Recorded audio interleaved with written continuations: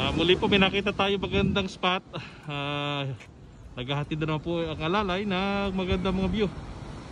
Ito, dito na sa magandang location. Yan po, kung kayo po ipapupunta rito, napakaganda po sa personal. Yan po. Malayo pa pupuntahan namin pero yung mga tanawin kasi nakamiss. Madalang mangyari sa buhay ko to. Yan po.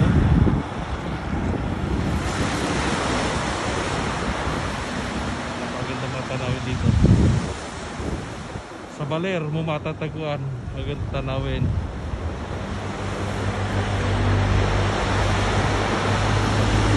Bali mga kaibigan, pupunta tayo doon sa bato na yun. Panibago ulit nating video.